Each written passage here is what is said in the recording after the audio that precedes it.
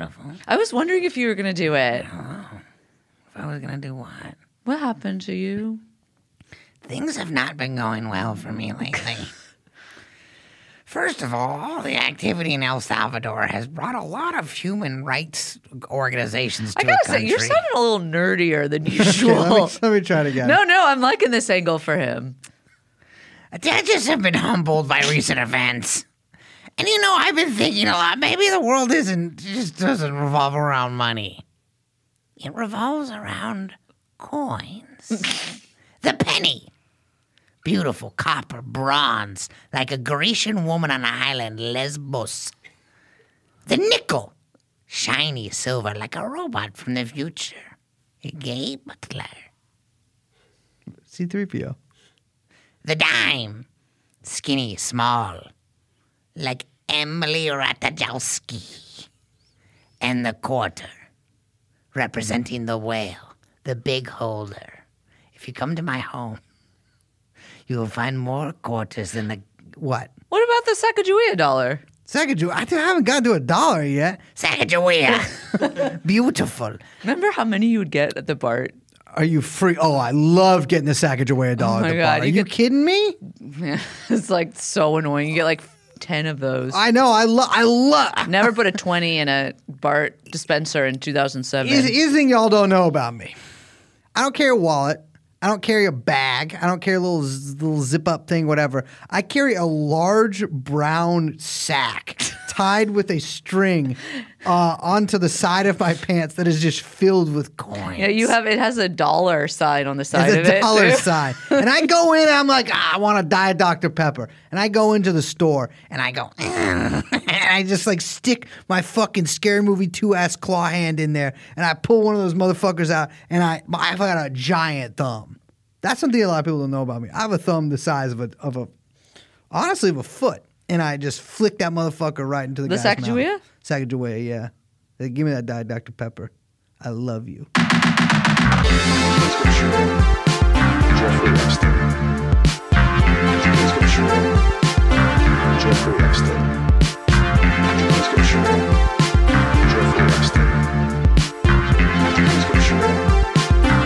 Jeffrey Epstein. Come in. Jeffrey Epstein. Makes no sense. I was doing a personality meld with Coindexter there. Oh my God. I love that he it was sounding like he was very sad. He's and been nervous. humbled. Yeah, he was definitely sounded more like an AI guy than, Yeah. he was still doubling down on That's AI Coindexter. the crypto industry. Hey, Liz. Hey, What's your Grace. name? Oh, me? Mm-hmm. Yeah, I'm baby, Liz. that's you. I'm Brace. We are, of course, joined by our producer, Young Chomsky, and this is TrueAnon. Hello, everyone. Hello. We are busting into the blockchain. Bustin' makes me feel good. Like we're Ocean's 11. It's been a minute. It's been one of the longest minutes of all, Liz. It's been since whenever we did our last crypto episode. Yeah, I think it's been a while. Uh-huh. I literally don't know how long it's Now, been. we are recording this on Friday. And on ketamine. I'll say it. We're on ketamine right now. No, Friday. And breaking news hit just hours before we set up recording, which really was hours ago. This is kind of a long episode. This is a guys. long motherfucker. You can tell by the numbers at the bottom. Yeah. But it's a fun one. And Silicon Valley Bank kaput. Over. Done. Bye-bye. Annihilated. The California regulators took it over. They're like, there needs to be a little more sage in here. And so, yeah, we talk a little bit about that because it just happened. We got to address the breaking We talk about news. so many motherfuckers in this episode. We have a crazy cast of characters in this motherfucker. Crazy cast of characters in this crypto crapisode. I was trying to do like a Crapisode? You just called it a crapisode? It's a crepisode. Liz is calling this shit crapisodes? Crepisode. Listen, we've got a Trying to do like a Kardashian kind of thing. We got a real journalist. It's so in here. crazy. She named all her kids K. That's just racist. I'm just saying. Not of you, of her. It's crazy. That's crazy. Yeah. What if I named all my kids B? I don't like when people Balthazar Belden. I don't like when people people do like weird shit. Naming like, They think of their conventions? family as like a brood. That's so weird. I'm That's like, a red flag. You're on your own. You come out. You are yanked out like a fucking alien from Aliens. Yeah. From one of my beautiful sister wives. You're on your own. You got to scurry throughout the Nostromo. Just get a normal name. Yeah. Name them normal. Eric. How about that one? That's a real normal How about that one? Botswana. Fucking Samantha. Those are Brace.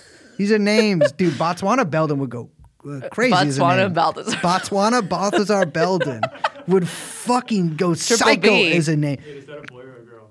It doesn't matter. Just name It's your up to them, baby Brace. first of all, but- name your baby Big Baller Brand. Big Baller Brand Belden? Yeah, Big What Baller about- Brand Belden. What about Brandon Belden? What happened to Big Baller Brand? Who the fuck is Big Baller Are you Brand? kidding me? Are you kidding me? Is that like Echo? Big Baller Brand? No. Is that a Come guy or a brand? on.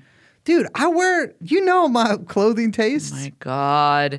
It's Lonzo Ball's dad's brand. Lonzo Balls? Do you know about this? Okay. Are you kidding You're me? fucking telling me there's a guy named Lonzo Balls, Liz. Are you? No, Ball, singular. Ball? Are you He's joking? only got one? And LaMelo. LaMelo Ball.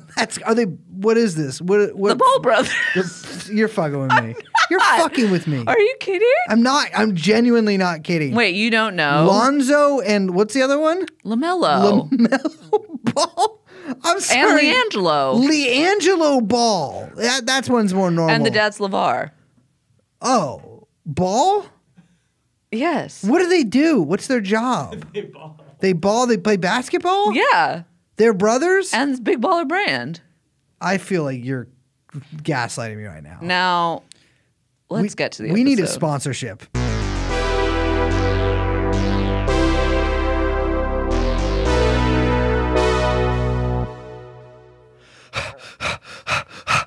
Oh, God. Oh, let me drink water in the microphone really loud. Boy, I just did a run on the bank, and boy, are my legs tired. That's bad. Welcome to the Runner's Corner. Jacob Silverman. Now, listen, for those of you who don't know, Jacob's been on the podcast before. Freelance journalist, host of the pornographically titled podcast, The Naked Emperor, a 4-episode podcast about SBF and FTX on CBC. And unfortunately, the subject of a scandal known as Silvergate, named after the man himself. Jacob, welcome to the show. How you doing? I'm here to answer all crimes and accusations addressed towards me. Thanks for having me. Thanks for coming. It's so funny because we had scheduled this in advance. Uh-huh. And we were like, oh, this is going to be great. You have a new series. We haven't checked in on what's going on with the case against Sam Bankman-Fried. There's all this new stuff coming about FTX. There's just so much to wade into that mess and talk about. And you have this new series coming out. Perfect.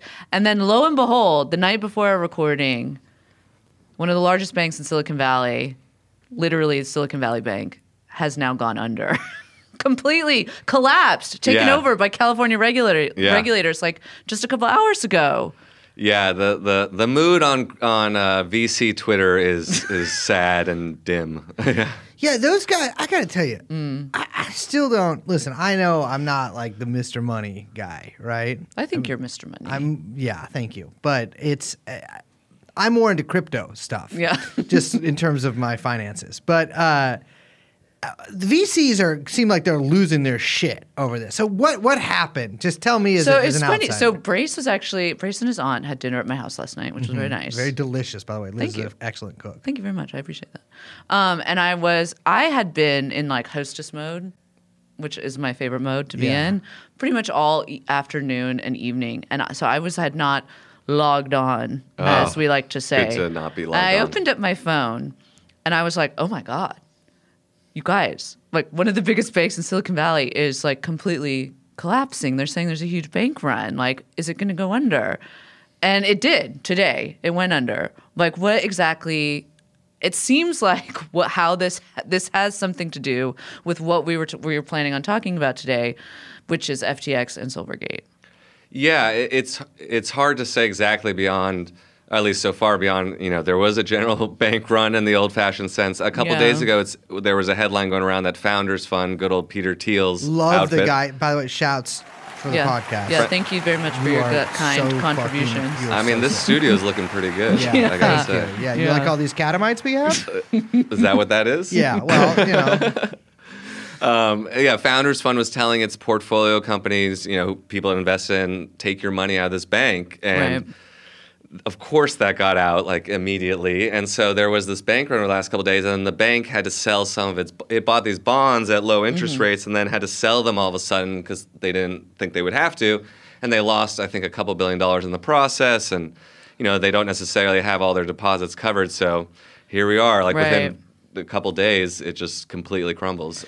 Yeah, they couldn't meet customer demands. Basically, they didn't have the money. so as somebody who does, because to me a bank is the guy I give money to, and it's there, and I take it out with the debit card, right? I keep a lot of cash, as you guys know.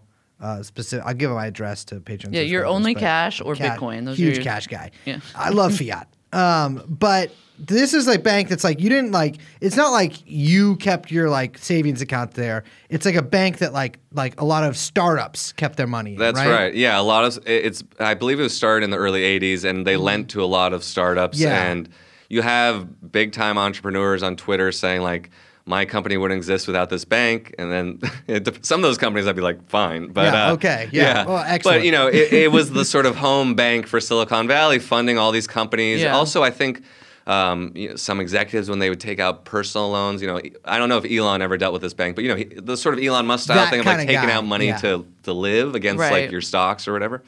They dealt with the high rollers of Silicon Valley and their startups. So I think it's both like materially very important, but also kind of personal for some of these guys. Yeah, and I mean, a lot of like you're saying, a lot of companies bank there, and the big issue now is that a lot of companies had deposits there over 250K, Yes. which means anything, of course, over 250K is not FDIC insured. So a lot of companies are unsure if they can make payroll. Yeah. And so there's a big move where people are trying to, there's been statements from a lot of tech CEOs basically saying, listen, we're moving everything over to, it's always, you love them, JP Morgan Chase. Yeah. Daddy's here to make everything right. Jamie Dimon's about to get, his cat's getting much fatter. As Liz calls JP Morgan Chase, Jewish paper chase. Okay, stop it. Okay. But I will say, yeah, the big fishies shall be eating the little fishies very soon. Oh, is for my sure. one prediction. But a lot of people are worried that all these companies that were banking with Silicon Valley Bank, it's such a simple name that I feel like I'm going to keep. It does sound tripping yeah, over it it. sounds Yeah, made like up a or something. placeholder Yeah. name Yeah. in a book. That they can't make payroll, which means more tech layoffs. Yeah. And it's funny because some of this happened because of the big crash that's already been happening in Yeah. tech, right? It's put a lot of stress on a lot of companies trying to shore up capital, trying to shore up cash. These things have a kind of cascading or like snowball kind of effect, Yeah, right? And a lot of that stems from a lot of the underlying collapse from the crypto market. Yeah, I think one thing that we're starting to realize is that we always knew there'd be some contagion in Yeah. crypto, as Yeah, they call of it, like course. other companies collapsing because they all owed each other. Everyone owed, Alameda owed everyone owed Alameda. But now it's sort of creeping out, I guess, into other Yeah. parts of banking or like sort of tech banking. You had Silvergate collapse recently, and that was like the crypto bank pretty much. And then I think it's a way also of learning that like there may be other kinds of exposure to these crypto companies, like from their investors Second or order from stuff. yeah, exactly. Well, and then we're seeing like third order stuff. I mean, we were talking about all these regional banks in California are getting hit so hard. Their stock prices are getting hit because everyone's freaked. First Republic's doesn't down know. heavy, yeah, yeah. First Republic, like the classic San Francisco bank logo. Yeah. Right. Yeah. Their stocks, it's like 30-40% down. And you're going to see regional banks like starting to really get nervous because I think a lot of people are wondering like, oh, is everyone just undercapitalized? Yeah. Which is not a good, no, you don't want those feelings out there. bad with- vibes in the with banking industry. Look, we don't even have that many fucking banks left in this country, right? 2008 wiped out so many of them. And that's what I'm saying. Like JP Morgan is about to get really, really, really big, fucking big, which is really scary. But this is the 16th largest bank. That's I never pretty heard big. of this motherfucker. Yeah, people outside of tech barely knew it. yeah. And then I think there obviously could be more. I mean, and especially particular to crypto. I mean, Circle, which manages USDC, which is one of the biggest stable coins, they have a lot of their money at Silicon Valley Bank. They had money at Silvergate, which is now done, and they have money at Silicon Valley Bank, and they have money at Signature, which is also struggling. And someone posted this on Twitter that in one of their their forward-looking statements or whatever, Circle said, "We have money above the FDIC insurance threshold at some of our banks." So you could have someone like Circle or one of these other crypto companies have more than 250 grand in accounts, maybe a lot more, and who knows when they're getting that back, if at all. So from what I'm understanding there, this could have like what you're saying, a cascading effect. It's like another company has all their money in Silicon Valley Bank, or a lot of money in there. They can't get it out for who knows how long, if they ever can. Right. And then they have to like default. Would that be the word I use? They would have to just shut down. No, but like if they owe someone, like it's just like they're fucked. Yeah. Basically. Oh, yeah. Yeah. So let me ask you this. But also, I mean, look, companies that have their payroll there and they can't meet payroll, that means layoffs. Like today and Monday are going to be massive layoffs in Silicon Valley if companies can't fucking pay people. I just got a text. I've been let go from Juicero. You can't stop talking about Juicero. Because I think my idea is, I was telling, I don't know, Jacob, I might need weigh on this. I feel like Juicero would hit right now. If they put out Juicero now. It's an actual physical product. We haven't had many of those We're in going Silicon crazy. Valley. Yeah, that's true. Let me ask you guys this, though. What is Silvergate? Silvergate was until recently a bank in I believe the San Diego area, and they catered to crypto companies. I mean, they were mostly about working with crypto companies. They had something called the Silvergate Exchange Network, which was sort of their own private. Okay, that sounds like an MLM. Yeah, it's sort of like the circle where everyone shared money. Yeah. It was their own kind of settlement system and their own private blockchain where their client companies, which at one point was practically everyone in crypto, like 1,600 companies, could do deals with each other and settle transactions without ever really, I think, entering the mainstream banking system or going outside of Silvergate, really. I think there's some things yet to be learned about how that operated, but that was one of the main attractions for crypto companies, because you could do this and pass money back and forth or make deals with other companies, which they were doing all the time. And it wouldn't be as noticeable, I think, as if you were going through mainstream banking or moving money on the blockchain. I talked to one hedge fund guy, and he was sort of trying to figure out what happened at FTX, and he's like, that was his theory, which was that, if you're moving a lot of money around, especially potentially illegally, you can either do it through regular banks, in which case there'll be reports filed and stuff like that. Yeah. Or you could do it on the blockchain, which is somewhat public. Or in which case also reports will be filed. Yeah, people will be looking at you at least. Or you can do it in something like this, the Silvergate Exchange Network. Signature here in New York has something similar, but which is kind of like almost a bank within the bank, it seems like, or a marketplace within the bank. I think that it's funny because, I was just thinking about this, that during the 2008 crash, one of the big takeaways was, there's a massive shadow banking system.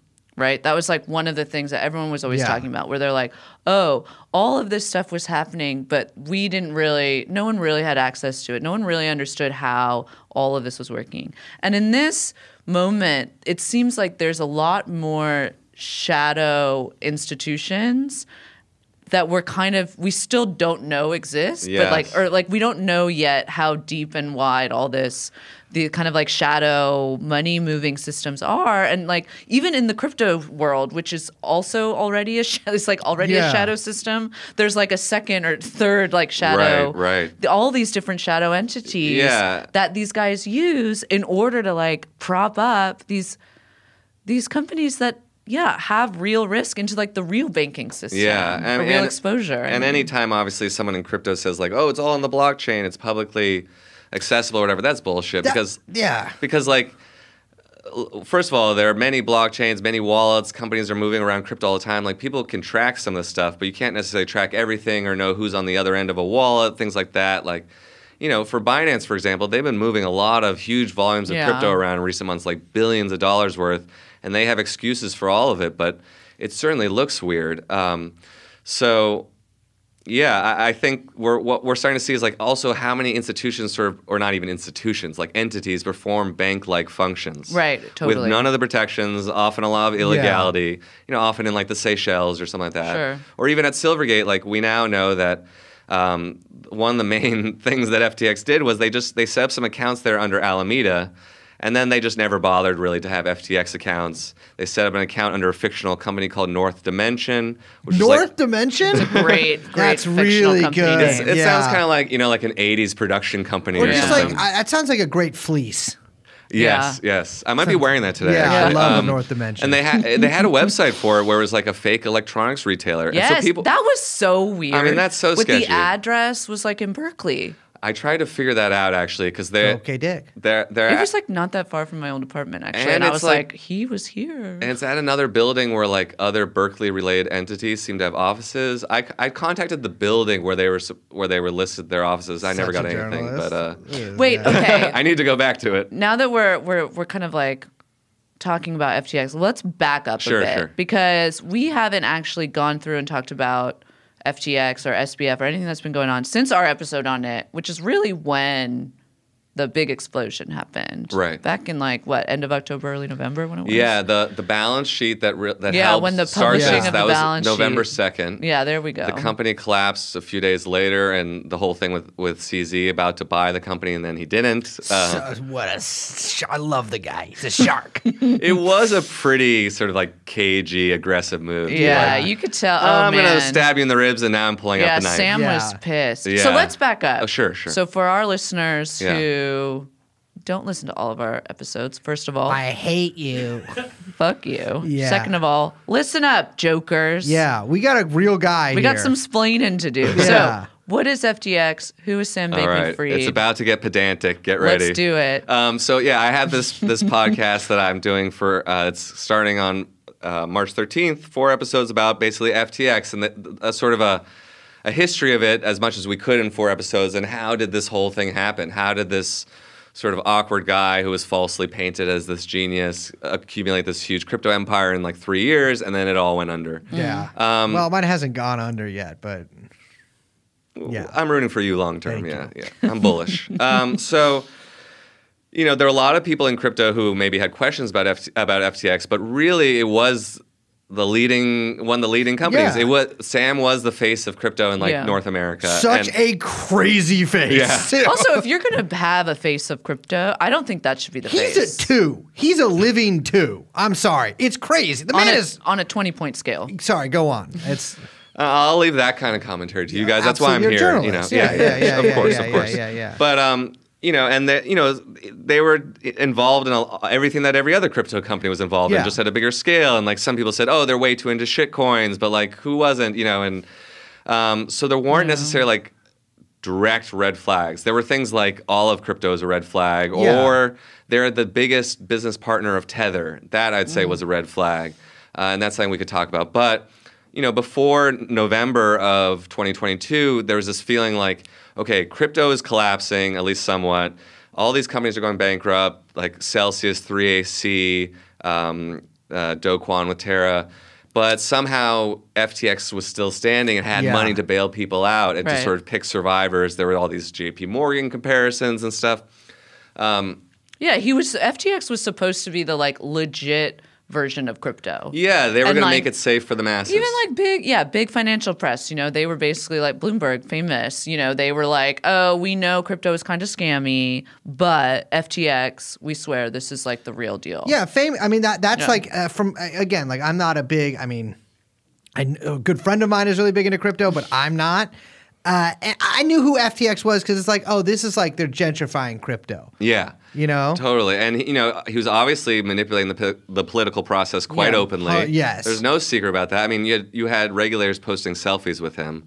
Actually, you know what you should say, your friend should say sometime?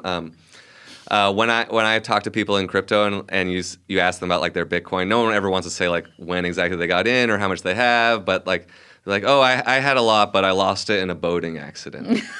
I don't know why, but I've heard that from like Michael Saylor said that in a video, No and I've heard that from way. other people too. I don't understand what that means. I think it means like, oh, I can't account for it or something. They seem to think it's so funny when they say it. There's a video of Michael Saylor saying it. There's a video. This How other does guy Michael who's Saylor still have limbs? Like you'd Yeah. think that they would all be broken How by is a guy like named Michael Saylor crypto- talking about a boating accident? What the hell does this guy think he's fooling? But that's Like- their little quip that they think is That's funny. crazy. Like, oh, you can't find my Is crypto. he still liquid? Is he still around talking? He's I still wish- I around, wish he but was like liquid. he's In a boating being accident. sued for Liquid. tax evasion by Washington D.C. Yeah, there you go. And like you got to think that he owes all kinds of people. There used to be all these accounts on Twitter where they were like tracking when he was Yeah. getting margin called. Yeah. And there would be like it was back before Elon killed all the Twitter API calls, but Yeah. there would be people just like, oop, alert, Sailor getting margin call, oop, alert. It was very funny. Anyway, Yeah. okay, FTX, back to it.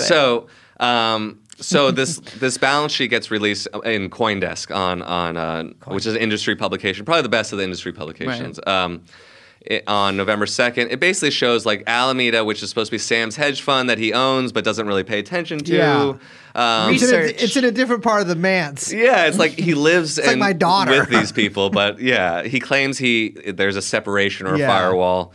The Chinese wall. Yeah, exactly. And basically what the balance sheet shows is like this company doesn't have much real money, and it's a lot of shit coins and a lot that they've overvalued. And also a lot of it was just FTX's own token, which was FTT. That's how I've always understood it.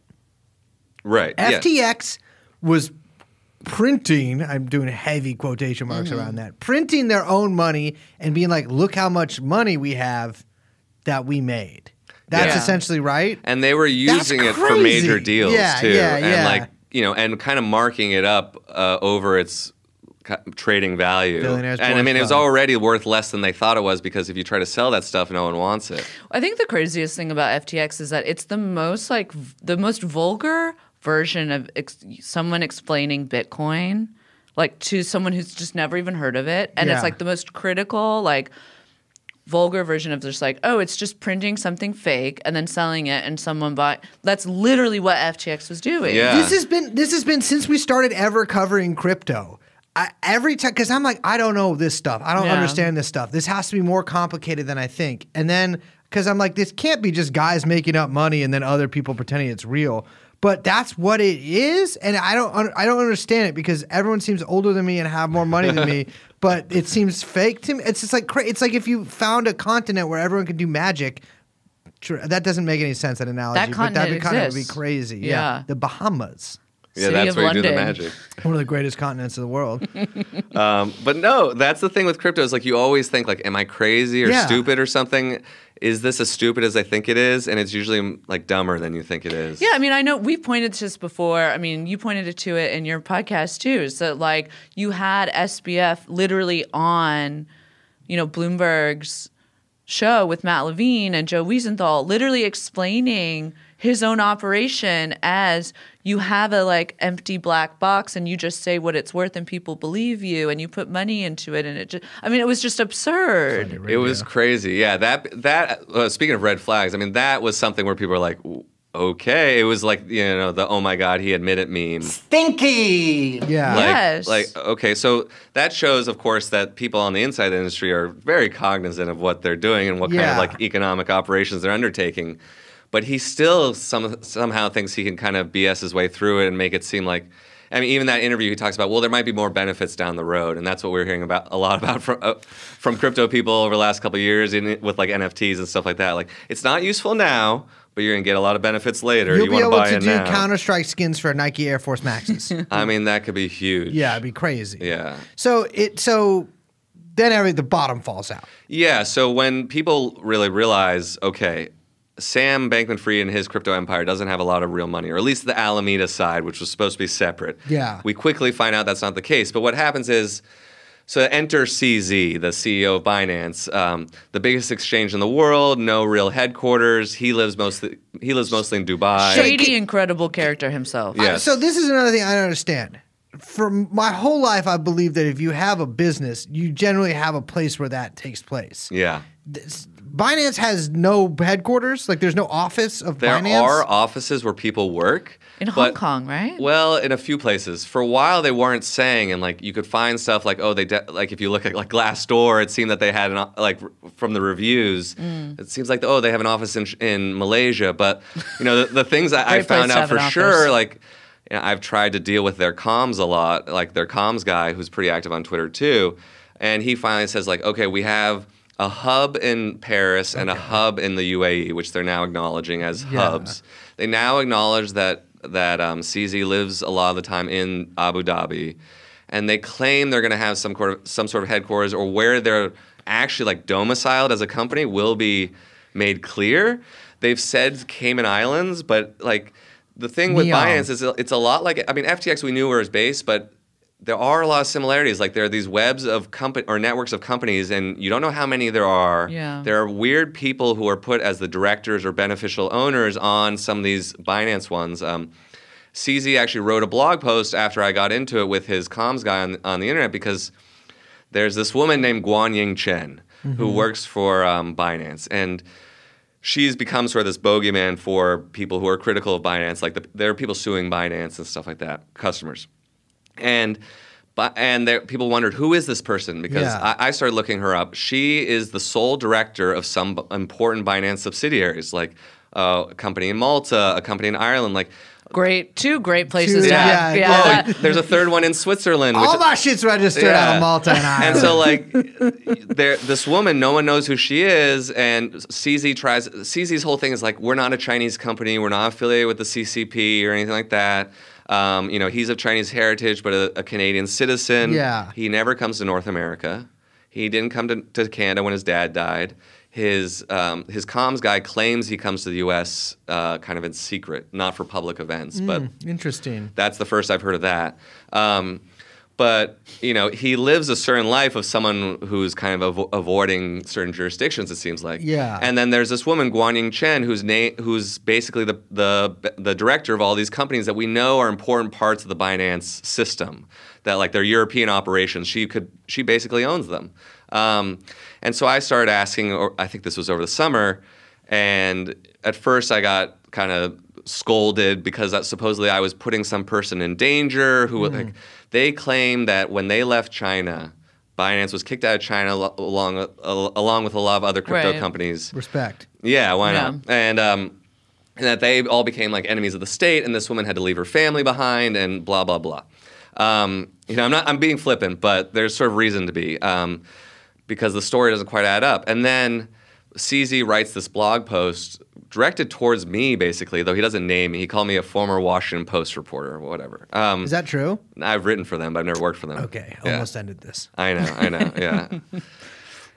Okay, deep breath. And it becomes this whole thing about how asking questions about the company or about him or this woman is racist because he wants to do this thing. We're not a Chinese company, but really it's like, no, who is this person? Yeah. And so what they say is this was an early employee of the company, and they needed a Chinese citizen, to put her name on legal documents. Okay. Makes no sense because her name is on corporate registrations in Europe. Yeah. And it makes no sense for a number of reasons. Why couldn't you find a Chinese they have lawyers in China. Yeah, right? yeah. Like put someone like that. But their telling is she's a back office administrator who was a very early employee. Yeah, so she's not. She's something. Yeah. Recently, the same guy, Patrick Hillman, their comms guy, said on Twitter to me that in public that she was a co-founder, and I had never heard that before. That was so I said co-founder I said with CZ? Yeah, CZ and the other woman whose name is I believe Yi Hei, and but I was like, oh, I just upgrade her to co-founder. I should get a cut of that or a little. Yeah. You should get a portion of her salary. So there are all these weird things going on about who owns Binance, who's running it. The China connections, people can ask about them, but you can set that all aside and just like look at all the other stuff. And like CZ is being investigated all over the world. So is the company. Just today, actually, Binance US, which is supposed to be separate, which is not. It's interesting because I've heard that before. Yeah, FTX right. Just had like a similar FTX, operation. same thing. They are supposed to take over another bankrupt crypto company called Voyager, and just today the U.S. attorney for Southern District of New York, who's prosecuting SBF, Damian Williams, he appealed that. He doesn't want Binance US to be able to absorb Voyager. So like, U.S. authorities are definitely looking at Binance. I don't know if they'll like have the political will to bring something to the table, but like, so anyway, so we have that lurking in the background, I guess. I'm sorry, that was a long tangent. No, All it's good, great. baby. But then, you know, in the next few days, Binance is like, okay, maybe we'll bail you out. Talking about FTX. Binance says maybe they'll bail out FTX. Yeah. Right, Yeah. right. Sorry, excuse me. And this all also originates from Binance and FTX are sort of linked from the beginning. Yeah.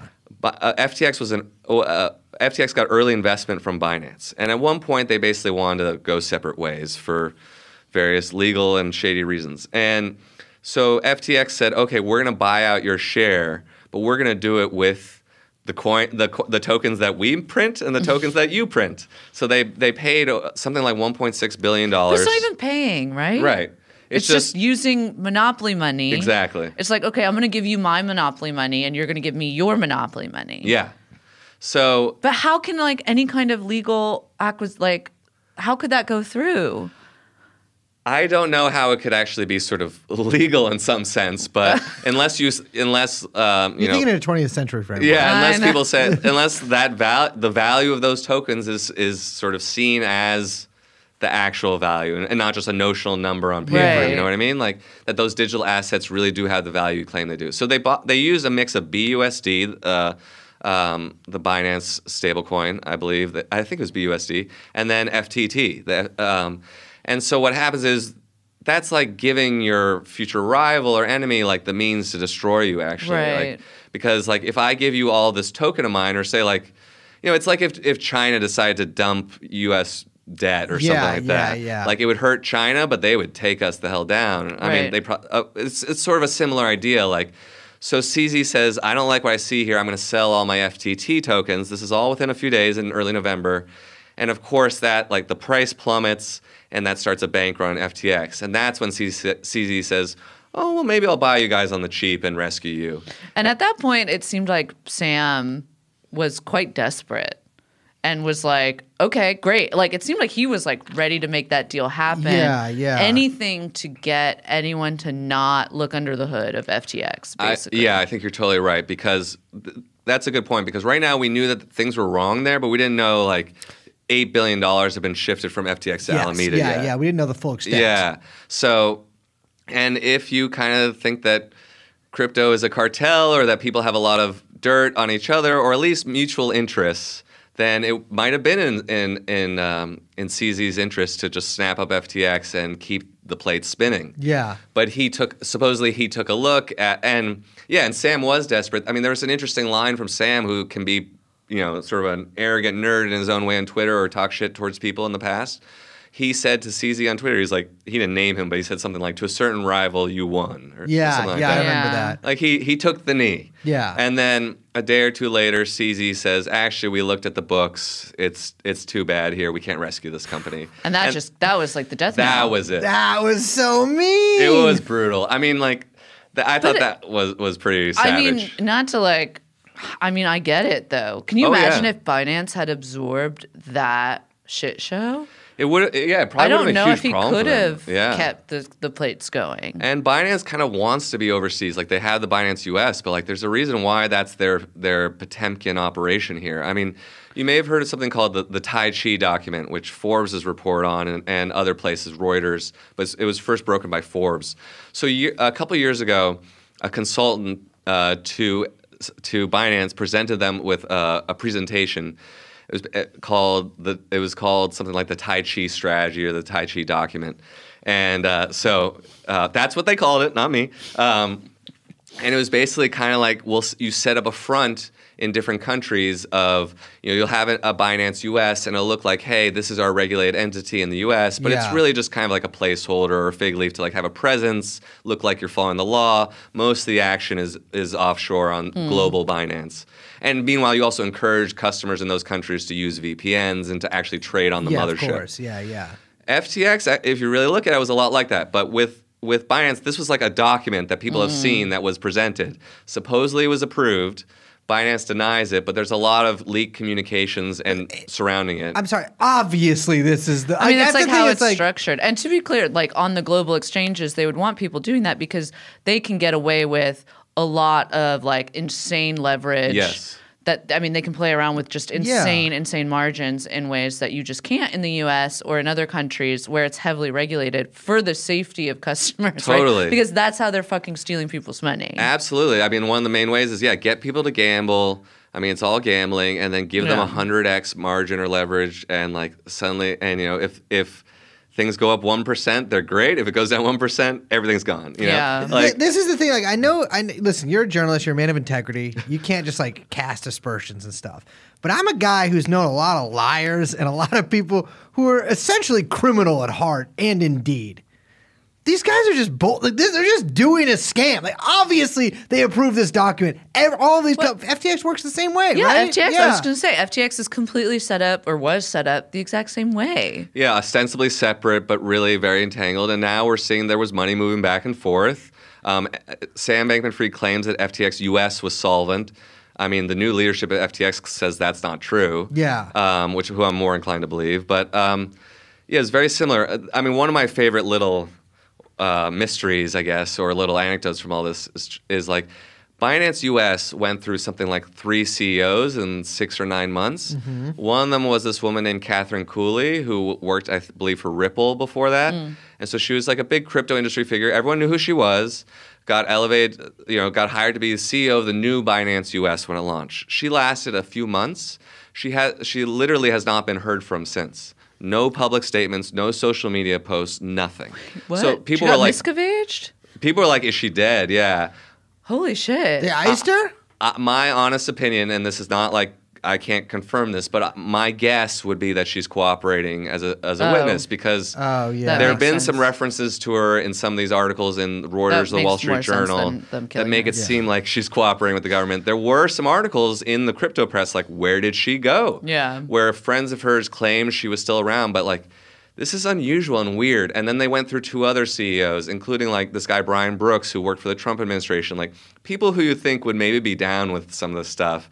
And those people weren't. And then finally, like 2 of the top executives now at Binance US, or at least Binance US, and I think one of their global guys, they got these 2 brothers from Uber to like help run the show. Sick. 2 brothers from Uber brothers is from like Uber. the beginning Like of keep it in the like, family and get like from a cutthroat company and like. So just the fact that Binance US doesn't seem like a real going concern and went through like major leadership, one of whom has disappeared, makes you ask a lot of questions. Yeah. Yeah.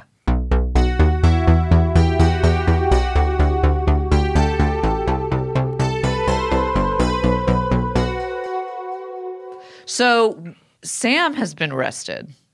Yeah, so Sam got arrested about a month after the company collapsed, which from my understanding is actually kind of quick as these things go. Like Free him. Well, it seemed like his, compatriots really turned on him real fast. Big time. Yeah. So now we have several of the main executives who are all his buddies. Most of these people are 30 years old or younger. Mm-hmm. Yeah. One thing I do hate, though, is like when people say they were just kids. Like, no, like Sam was an adult man handling A billions big of dollars. thing among young people now is they love saying that your brain isn't fully developed until you're 25. And so my thing is my brain was fully developed at like 7. So these people, they let me drive then. I just didn't. My That's why grandpa it was learned to drive at your 12. head was so big for so long. My what? That's why your head was so big for so long. Exactly. Yeah. Well, Yakub and all that too. But yes. They're not children. They're 30 years old. Totally. And these people like worked, like Sam and some of his friends came from Jane Street, which is a major Yes. trading firm. Like I've heard that people at Jane Street don't really like them, but these are not dummies, and these people know laws and rules, and they have lawyers and stuff like that.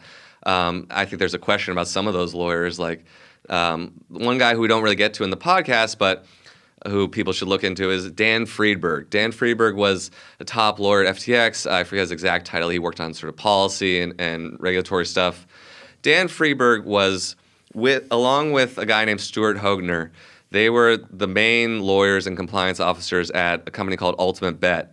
And Ultimate Bet was a poker company. Yeah, and they of had a course. God mode where they stole Yes. tens of millions of dollars from like pro poker players and all these people. And like their insiders could look at the cards of other players. So there's recordings on the internet about this, and like this is a confirmed thing that happened up in Canada. And that when all the poker sites were shut down, a lot in the mid 2000s, a lot of those people went to crypto. Yeah. Similar ideas about money and It's basically all government. structured the same way too. It's very similar. all Actually, the exchanges it's all the same. some people also point out that like, I mean, I'm not a programmer, but I've seen what they're referring to in some of the early Bitcoin code. There was a poker room. You can read that about would this. not surprise me. So like at there was all. poker code for a room to play poker in the original Bitcoin or early Bitcoin code. So there are all these connections there. So these guys helped cover up a fraud, basically. What happens a few years later? Stuart Hoegner becomes the chief lawyer for Tether, where he still is, and Dan Friedberg becomes the head of compliance and top lawyer for FTX, which then becomes Tether's largest customer. So, okay, let's talk about Tether for a second. For our listeners who aren't familiar, let's get the elevator pitch for Tether. I'll really try to keep it brief. Yeah. And we can get into the relationship between FTX and Tether, which Tether is important. is basically the poker chips of the casino. I think Gary Gensler said that. A lot of people said that. And they're they're a stable coin, meaning they're supposed to always be worth $1 and backed by $1 real dollar in the bank. And one real dollar-like entity in the bank. and that's obviously the big question. I mean, Or you could say it like this: no, $1 real in the bank. I promise. $1 real in the bank. In that bank. In the bank. Owned by A dollar-shaped entity. Yeah. In a bank-shaped or entity. equivalent liquid assets. Yeah. So, to buy crypto, you can go on exchanges and often connect your bank account or use a credit card or something like that. But it's a lot easier to kind of use crypto to buy crypto or to stay within the system so you don't have to touch a real bank or have a taxable event by selling crypto. So what people will do is they'll often buy stable coins. They'll buy tethers, or like, I'll buy $500 worth of tethers, 500 tethers. And then I'll use that to go buy $500 worth of some crypto. And there are other things you can do with them, like you can use them for DeFi and all these other things. But really, it's just sort of like the poker chips. Yeah. And the issue with them is that they've been the sketchiest company you could imagine since their inception with our friend Brock Pierce. And Pedophile. and man, you really should get that looked at. Pneumonia. It's rough. It's I better. heard you say that. Yeah. Tether has been found to be lying about its backing and perhaps be violating banking laws. I mean, they settled with the New York AG and with the CFTC. They paid millions in fines. From the point of view of the crypto industry, this is just the cost of doing business. But they're also banned from doing business in the state of New York. Recently, it was reported that a lot of their assets are overseen by Cantor Fitzgerald, the financial firm that a lot of people died in 9/11, and they sort of grew back. But they're based in New York, so I do wonder if they're actually violating the law again. But for a long time, Tether was the one who everyone assumed would go down, and that would cause the cascade that I that think maybe our first destroyed crypto episode was on Tether. Yeah, I thought so, would too. include myself in that. I thought so too. And look, Tether broke its peg a couple times. Yeah. And every single time, everyone was like, "Here it comes, here we go," and then it was able to kind of, to sheer Magically magic go of the back. market. Yeah. Kind of come back to the peg and sort of stabilize itself with quite large printings, we'll say. Yeah, I mean, what will happen is periodically there's this account called Whale Alert that says when there's a big movement of crypto, and so you'll have some alert that says Tether printed $1 billion worth of Tether, which is so much money, and then they're like, oh, we're sending it to Tron, which is run by Justin Sun, who's Tron is real? I hope so, because this company is called Tron, but it's like my favorite shady crypto Justin company. Sun, I know about this guy. He's a amazing. guy so illegal that he lives in Panama now? He lives in Grenada, where we invaded. Well, we also invaded Panama, but That's yes, true. That's true. We did invade Grenada, which is, by the way, that is an insane story. He's a diplomat for them. I was gonna say he's literally in the government. How they have fallen since Maurice Bishop. But there's a great article. There's a great article that I recommend to a lot of people. I forget the name of the author, but it's on The Verge website. It's called The Many Escapes of Justin Sun. Yes, I've read that. It's really good because it just shows you how he's fled jurisdiction to jurisdiction, and now he's in the Caribbean, and he calls himself His Excellency. I think he's hilarious. So But sick. I think it's either in that piece or another one where it's like all of these guys are on the run. They all are in one It's form just or like another. they're just country hopping. Brock Pierce is the same thing. Yes. He's like constantly, Puerto Rico. yeah, going from country to country. I mean, clearly CZ is like whatever he's doing. Or Yeah. even Sam. They started Yeah. first like he was trading a little bit in Berkeley, then they go to Hong Kong, I think, and then they go into the Caribbean. I think at one point they were maybe registered in Antigua, but they were they were in the Bahamas. Yeah. So they're always like jurisdiction shopping or doing like sort of jurisdictional arbitrage or just outright running from the law. I guess my thing is that, and again, I'm coming at this as an outsider, right? If I was going to get involved in some kind of financial investment opportunities, right? If every founder of all of the companies in the thing that I'm involved in are constantly having to move to various islands due to the fact that they're doing crimes, that would give me pause. Yeah. Am I insane? Like it's like This is this why I've never they have to invested. keep building islands in the Gulf. Is just so they can start creating more and more jurisdictions for these China's guys. islands to in go. the South China Sea. That's they should why we start have renting to- those out There to you Bitcoin go. That's why we companies. have to, take over. We have to do invade and go to war with China, yeah, so we can get have their more islands. Bitcoin jurisdictions. Oh yeah, the There we sand go. islands. It's Yeah, the- yeah. That's Mischief Reef. the long game. Yeah. So- good enough for me to go to war. All right, Justin Sun. He's So all over the place. He's kind of the last man standing in some ways, besides of course CZ and some of these others. But like he still seems to be doing whatever he wants, and he's Tron's main business partner. I mean, sorry, he is Tron. He's Tether's main business partner.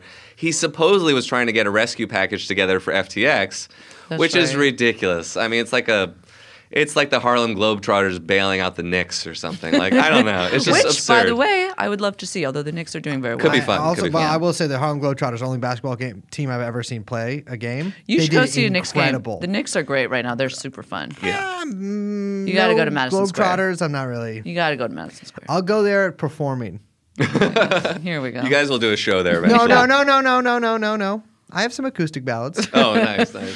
So okay, Tron is like, we're gonna bail out FTX. And that, of course, fails. Yeah. And then CZ doesn't come through. And then basically on, I believe, the morning of, I think it was November 11th at 4:30 in the morning, according to Sam, under severe pressure from everyone around him, which he now regrets, he signs the bankruptcy filing for FTX for over 130 companies, which everyone's like, why do you have 130 companies? Yeah, they're all fake shell companies. Yep. And then this guy, John J. Ray the third, who's sort of like Yeah. out of big law central casting. Yeah. Yeah, totally. Yeah, he really he's is. ridiculous. For his, He helped his manage name, the he did- Enron Yeah, bankruptcy, he was the right? cleanup artist kind of who came in after Enron and Nortel, which we mentioned in the Right. podcast too, because I believe they're Canadian companies. So got to keep it local. Of course. And he comes in and is like, this is the worst shit I've ever seen. Yeah. Yeah, I mean, it was a fake company run by 30-year-old drug addicts. Possibly, yeah. Yeah. I mean, just yeah. like no list of employees, no risk management, which even Sam acknowledges there was no risk management department. Basic facts about how much money they had or where and all this stuff. Like no one seemed to know. Yeah. And yeah, I think that's why also, frankly, it didn't last very long. Like I'm going to write a piece, I think, about kind of FTX as like a business, as a fraud. Like Bernie Madoff was like really good at being a criminal. Yeah. Like, he Yeah, kept and that it went thing- on for decades. He kept that thing going for decades. Like Sam, Yeah. I think, was very good, allegedly, at bringing in all this money and sort of spinning this thing up, but he could not keep it going. Which I want to talk about for a second because I find him to be one of the least charismatic people I've ever heard in my life, and yet perhaps it says more about the crypto space and the kind of what journalists and big financial people were working with out there. Maybe that's the best they got. Yeah. But I got to say, listening to him talk, first of all, the inside of my ear, like, just starts to kind of like twist into itself because but he's as a so woman. annoying. But as a woman, No, he's so dirty looking. what if he was funny? Here's my thing. How did he actually perpetuate this? Because like you Yeah. say, he's not good at being a criminal. He seems very dumb. He's clearly hopped up on like intense amphetamines. He's shaking like a leaf. Yeah, Yeah, all yeah. the time. He doesn't seem to know like basic accounting or even Yeah. like he can't cover up the fake accounting because he doesn't actually know any accounting principles. Yeah. And yet It's- he has Steph Curry which I hate to mention, and Tom Brady in commercials, like shelling his like fake company at the Super Bowl. Yeah. So it's weird. It is that like Silicon Valley anti-charisma where they meet like a nerdy white guy and they think, oh, you're a genius for reasons I don't fully understand. It's kind of like the Zuckerberg treatment. You know, there was this hilariously over-the-top article written for Sequoia, like sponsored content kind of thing. Yeah. A lot of people saw it. Yeah, Now you can find it on the Internet Archive, but like... Yeah, they took that thing They down. got to arrest. I'm sorry. I hate to interrupt. I don't want to. Please do, please. Sequoia Capital.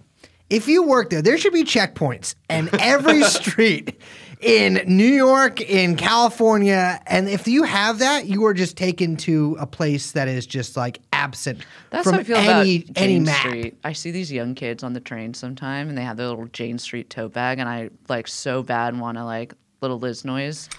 Like, I should get your bones if you work for Sequoia. Like, they should just give those to people. That's crazy. Because I've never seen a person who represented themselves as an employee for Sequoia who has approached even an ounce of being a regular human being. Yeah. They are fucked up dogs. So, sorry. Except without the big dicks the dogs have. No disrespect.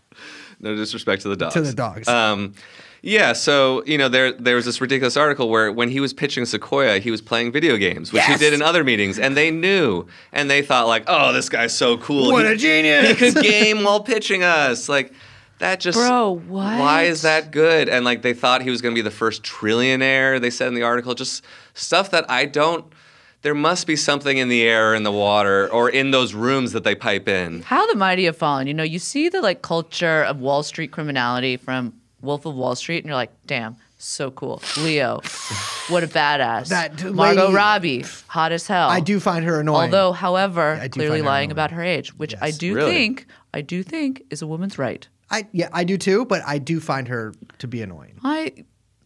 Look, I The didn't New see York the accent she does, the bad movie that you did. repulsive. I think she's fine. She needs to get out of the contract with Chanel. It's not doing her any She needs a favors. guy Anyway, like me. then you see, you know, fast forward, whatever it is, 30, 40 years. I don't know the math on that. Mm-hmm. And it's like, what the hell? Yeah. Nerds took over. This guy, he's doing This a drug looks I like never even shit. heard of. He's putting it on his arm, his little patch. You know, when he was called into court in the Bahamas, we interviewed a journalist from CoinDesk who was, like, I think, the only non-Bahamian journalist there for his initial arraignment. And this has been reported, but she was talking about this. He was in court and in the Bahamas, and he says, "I need to take my medicine," or something like that. And the judge says, "Okay," and he's like, "I need to take my shirt off." And remember so this. he leaves the room. That's kind of Wolf of Wall Street stuff. He leaves the room, puts on one of his patches apparently, and he had been shaking like a leaf, as you said before. Then he comes back in. A few minutes later, he's totally calm. And he's got like a chiseled jawline. So you've met Once, Sam. yeah. I met Sam once over the summer. Worked on a book with Ben McKenzie that's coming out, but and we interviewed him for that. And I've talked to him online. We talked about this in the podcast a bit. He DM'd me some. Like, I wouldn't say I had a it was source or journalist source relationship. But he was kind of just DMing. I think he just 'Cause liked he to was, talk like, to fucking people. Well, he was up all night. Up all night on drugs and online, and a crypto guy. Of course, he's in the DMs. Yeah, and one thing that someone said to me, this guy caught him at the Financial Times, who we talked to, also is a great journalist. So yeah, all these guys, they're online all the time. They're producing content all the time, and Not a good mix. Yeah, and I think Sam just sort of liked to reach out to a lot of people and kind of keep tabs on people. But his main thing with me seemed to be trying to convince me that Tether wasn't a scam. And Bro.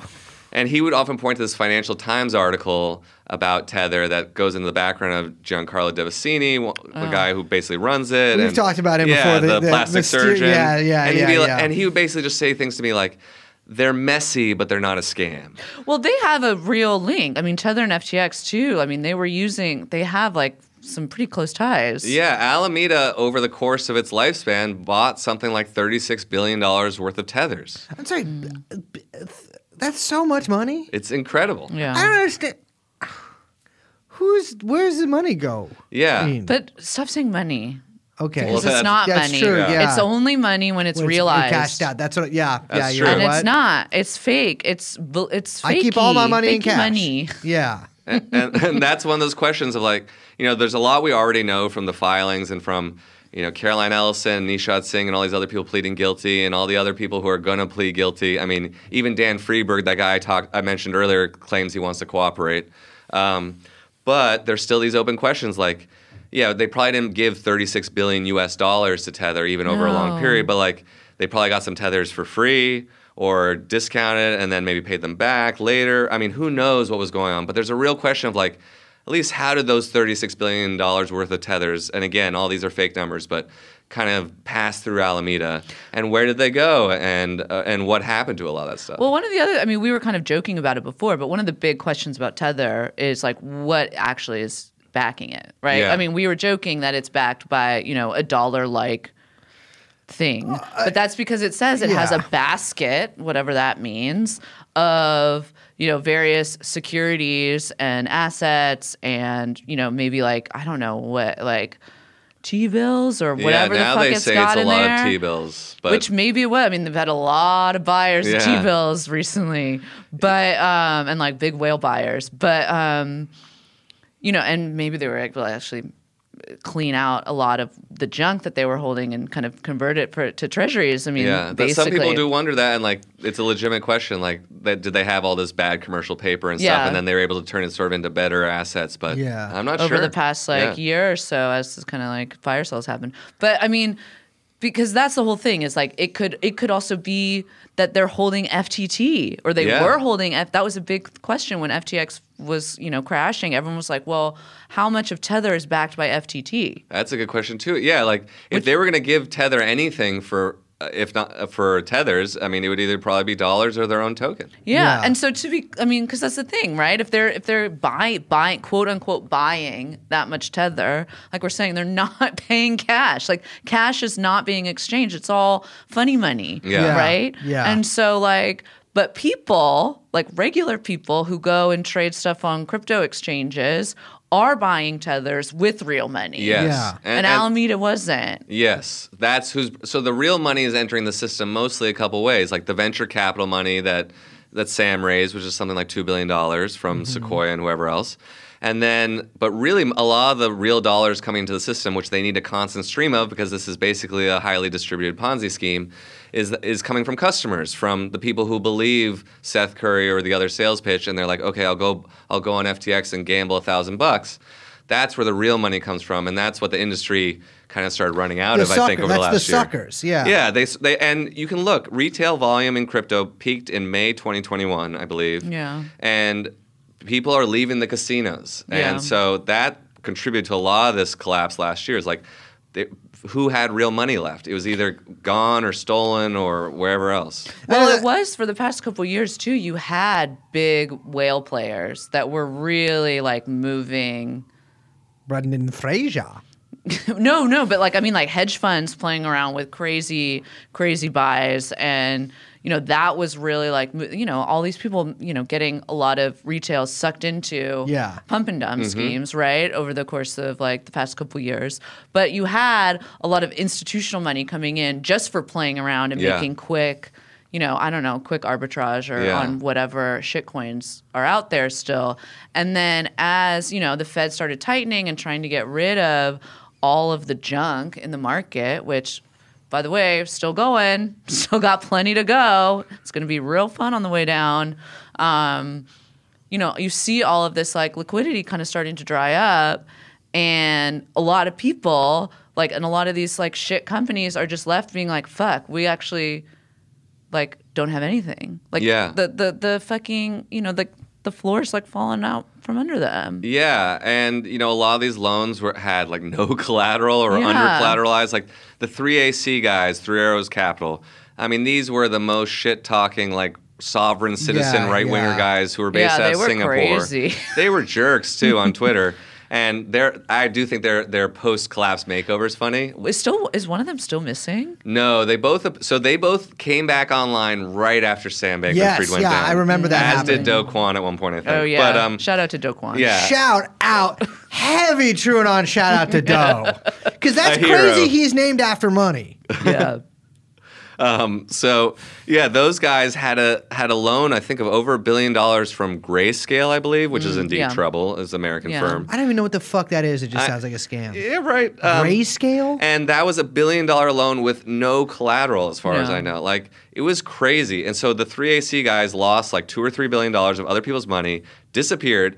People told me that they thought those guys were dead, but obviously that didn't happen. Because also like when you're dealing with like a lot of money in sort of offshore jurisdictions or in authoritarian countries, like, I don't know. One thing I tell like, you are potentially putting yourself in danger or taking some dirty money. Someone's going to shove a gun so hard in your mouth that it cracks out your front teeth. Yeah, I mean, this whole thing is one big criminal network for money laundering. Like, what the fuck do you think you're involved in? Exactly. And that's what I say to people, like, even just in a general sense, like, imagine you have a company, it's set up offshore, there are almost no laws around it, you give them a money printer. Who do you think is going to show up? Criminals and intelligence agencies, probably. Yeah, absolutely.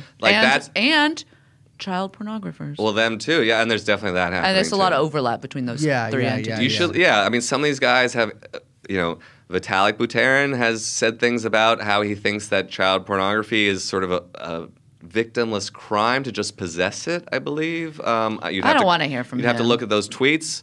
You have to look at you don't have to look at the tweets. You have to take one look at the man's face. I'm sorry. But there are a lot. It's written there. Let's just say there are a lot of opinions about child porn and the age of consent in. We were just talking about this last night. We weren't talking about that. What? With my aunt? No, we were talking about the scary weirdness that happens in the Northern European countries. Yeah. That everyone always talks about. They always point to like the French. Crazy. You know what? I'm with you. But you know who you really should be talking about? The Belgians. The Belgians and the Danish and the Swiss. Yeah, there's a lot of terrible, weird things happening. Yeah, well, my thing is with this is like, listen, I know a lot of guys, right? I know a lot of guys who have sometimes unorthodox opinions, right? Never once in my 33 years on this, spinning rock that we call Earth, has any of my friends been like, dude, I don't know, man, like 14 is nothing. But these guys are on Twitter saying this shit all the time. Because they think it's like a logic debate or something. Yeah. And some of them come out of this world where like, oh, anything can be sort of debated like this, and we're just debating the merits of X, Y, Z. It's like, oh my God, debate Lord culture needs to like that needs to implode. Yeah. And like entertaining risky ideas and that was also Sam's whole thing. Yeah. I mean, that was the whole. I mean, the even effective altruism. Which look, I know a lot of people clowned on that recent. I think it was Nathan Heller did that had that piece in the New Yorker. I admit I haven't seen it yet. I know what you're talking about. A lot of people clowned on it for probably good reason. Although there were some interesting lines in it. Just like little takeaways. And one of them was talking about how much effective altruism infected almost every department and every way of thinking within the humanities, within like everywhere at these like big schools. Really, I think he was at Harvard that he was talking to these kids. Gotta go to Harvard. You gotta go to Harvard, bro. If you're thinking of going to college, you listen to this. Harvard. No, look, I don't like it, but it is where, unfortunately, the future leaders of the world are groomed. Mm-hmm. Chinese. Yeah.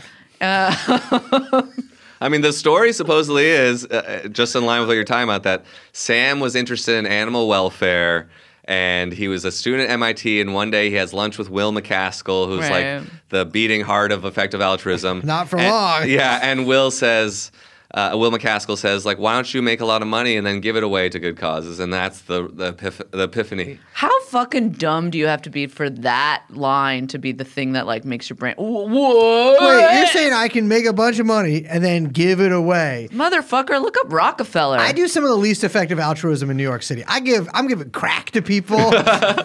I'm giving housing vouchers that are fake to people. It's incredible. And to me, that's what I exist on this earth to do.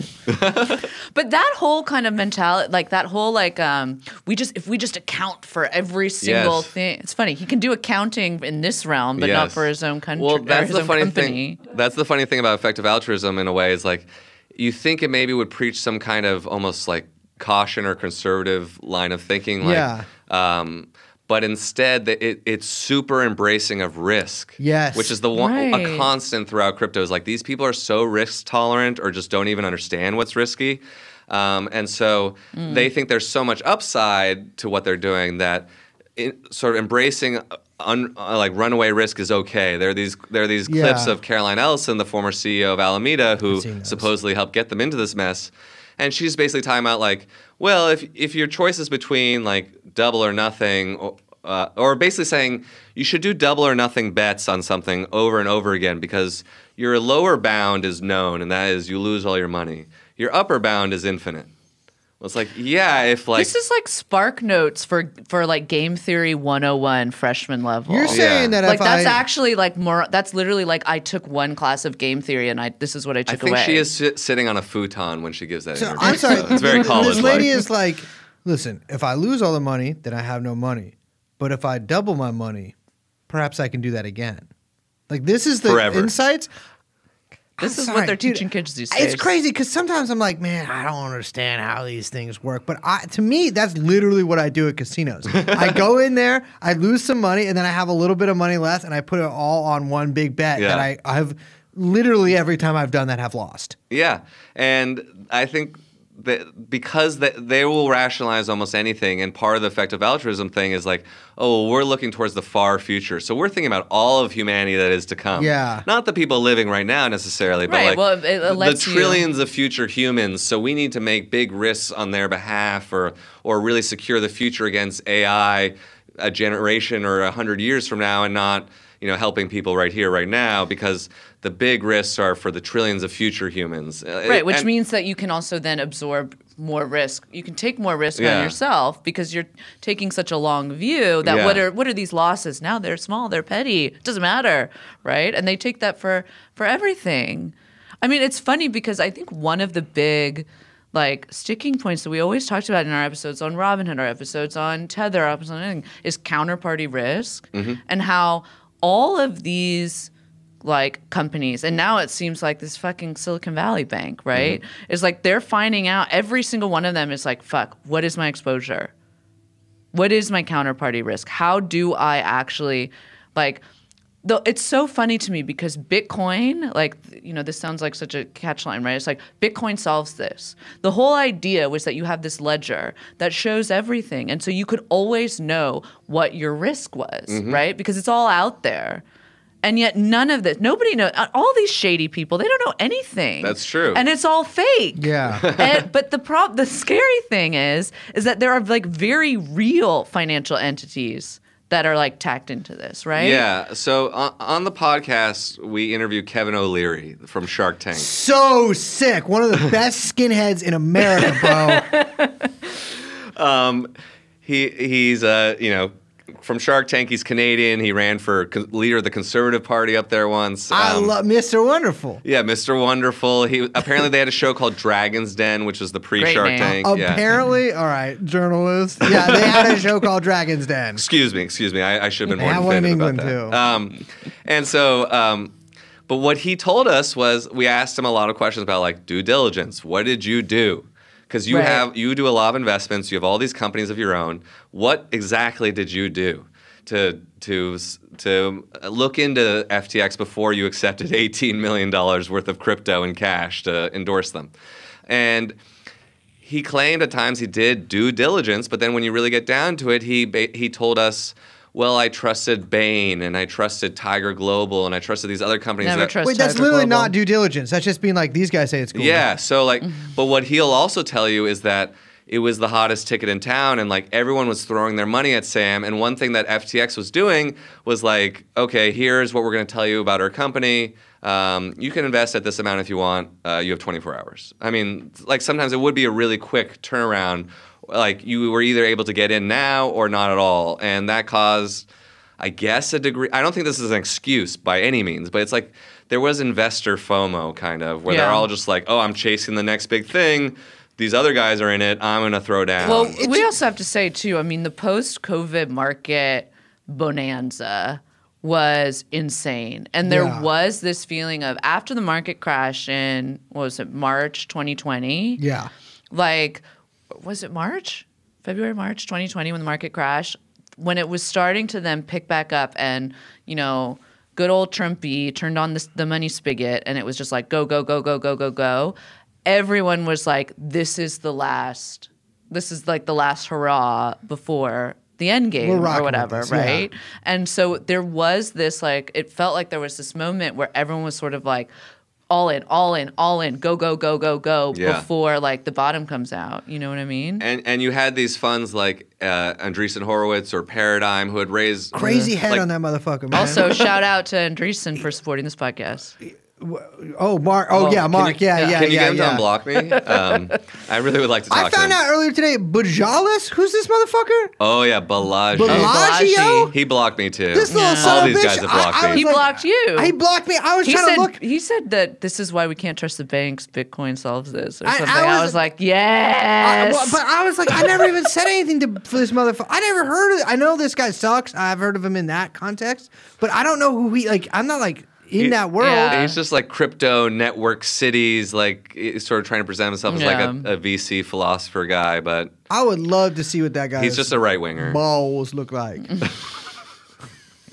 They're probably crazy. But you had all the cheap money coming in, and then you had these VC funds with like Yeah. billion-dollar funds just Yeah. to pour into crypto companies, which meant like one thing that I think people should know actually is like, you know, in previous cycles, like venture capital has a lot of problems with it, but they're trying to build real companies, basically, Yeah. or like at least they think like we're gonna put money into a company and like in 5 or 10 years we'll cash out. Well, They're there tr- was the like classic like Uber model, Yes. right? Yeah, Which yeah. was like, okay, what we're gonna do is we're gonna pour as much money as we can into this dumb startup idea, which is then through maneuvering of regulations and then also regulatory capture will secure a monopoly. Right. Yeah. And then everyone will be so annoyed that they have to just use it forever. Yes, Yeah. correct. And this was like the kind of like Uber or the Amazon model that we all know and love, which was already problematic and horrible to Sure. begin with. It didn't really work for Uber.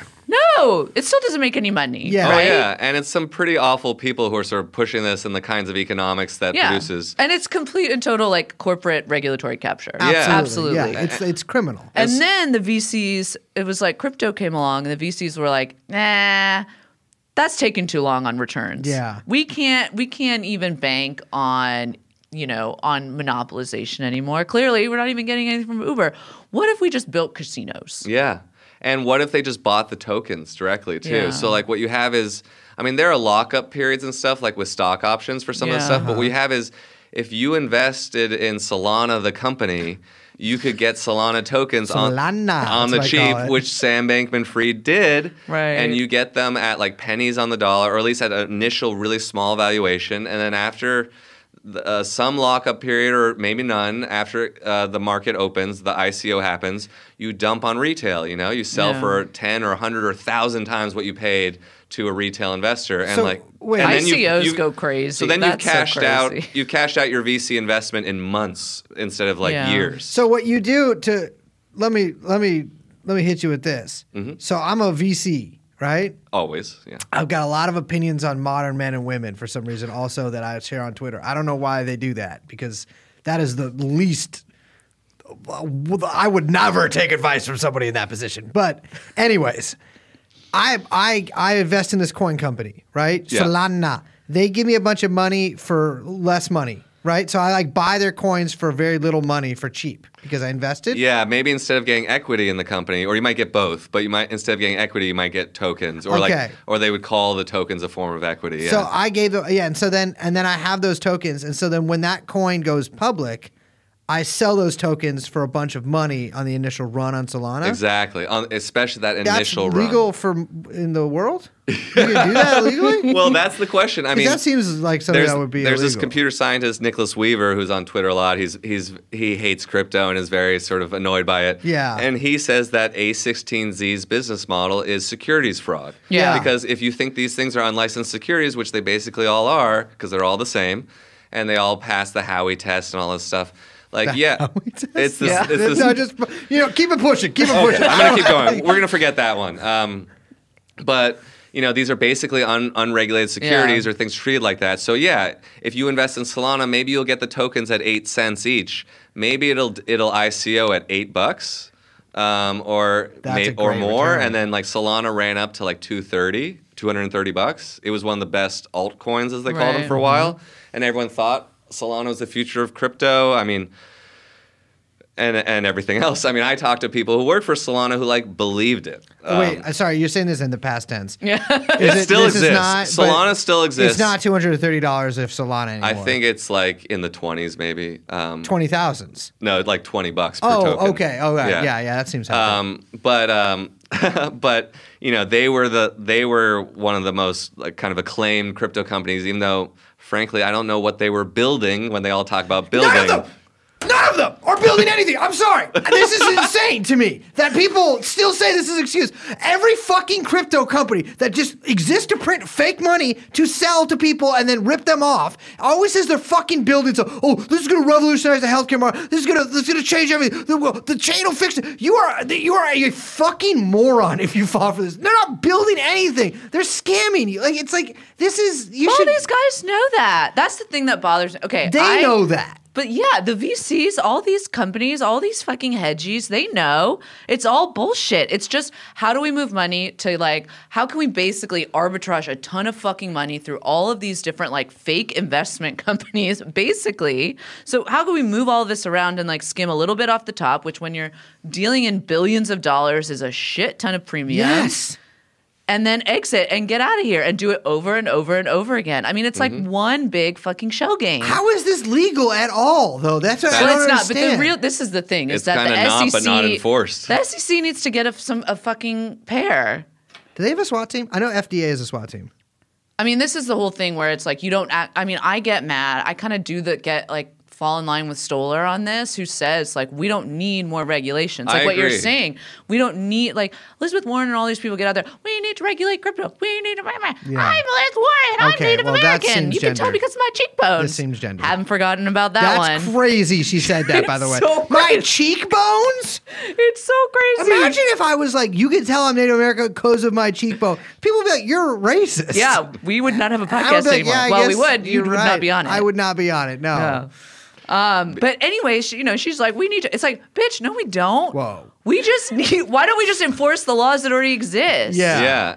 And I've talked At to some. gunpoint. Sorry. Well, some of them might be one day. I mean, I've talked to regulators and people on Capitol Hill, and some of them do say that like the stuff is on the books if you want to do this. It takes political will and all that kind of stuff. But like, and now there's more of that. But they also have cut the SEC. I mean, the SEC is like what, like 2 guys? they cut some of the budget, I think, It's and not like- part of the problem was also Sam and everyone else was trying to steer all of this to the Right. CFTC, Yeah, which yeah. has a fraction of the budget and was much Right. more friendly. And wasn't the lady from Alameda's dad in charge of it at some point?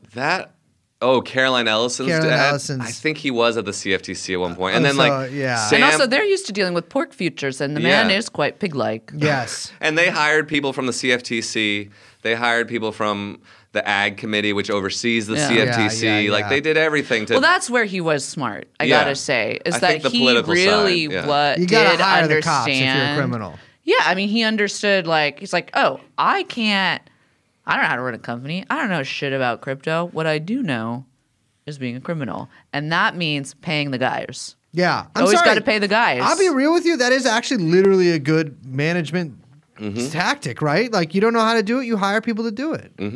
But I mean, yeah. So his whole, I mean, he pissed off a lot of crypto people doing that too. Yeah, some people didn't like it, especially like the DeFi people, who decentralized Yeah. finance. Like some people didn't really like the role that Sam was taking. I think some sort of swallowed it and accepted like, well, maybe this will turn out better for crypto in the end. Yeah. But then, once Sam went down, that's when like the thieves really started turning on each other, or choose your metaphor, circular firing squad, whatever. Yeah. Like the omerta was broken. Yeah. And people started saying, that's actually one of my favorites. Like, cause that's when people really started shit talking, or like the 3AC guys came back and started like posting text messages Yes. and stuff. Right. Well, that's where we also found out. I mean, it was in what Sam's own testimony, or his slated testimony that he was supposed to give in front of Congress, where we found out about these group chats that Sam, CZ, who else was in? There was this guy, It's always going down in the Zane DMs. Talley, I believe was his name, and he's worked for FTX Crook name. and Tether or Bitfinex. He's Here's worked a for a few little companies. TrueAnon rule.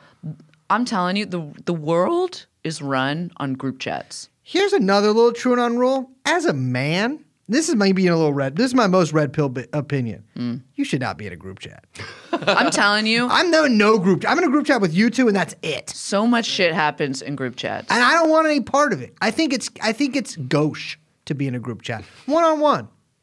Maybe call 3. Anyways, they're all in a group chat. All Yeah. these Bitcoin guys. So Crypto guys. What was it called too? Had it a was really called funny like name. exchange coordination. Like the group. Bro. Like the group, it seemed to be like a RICO charge in the title. Like Yeah, it was yeah, ridiculous. yeah. So yeah, a couple years ago, when I started covering crypto, a couple people would tell me this, like, look, this is a small industry. It's run by a small number of men, and they all talk to each other, and there are group chats. And I was like, okay, maybe. He overhears this at a graveyard in Vienna.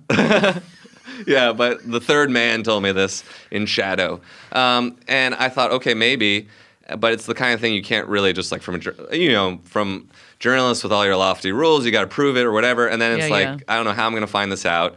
2 years later, Sam Bankman-Fried's like submits his testimony with screenshots and like, which is just amazing. My main thought was like, that was him screwing Very over the. Lisa Vanderpump style. Shout out to the people who get that reference. I hear it's a good show. I But never like, see it. Just printing out screenshots of text. if the government sees that, that's like an instant subpoena for the people in the group Yes. chat. Yeah, Like, it's why wouldn't you insane. immediately? Like, so I think that was Sam throwing everyone else under the bus, or being incredibly stupid. I don't know, but like all those people are going to immedially have subpoenas sent to them.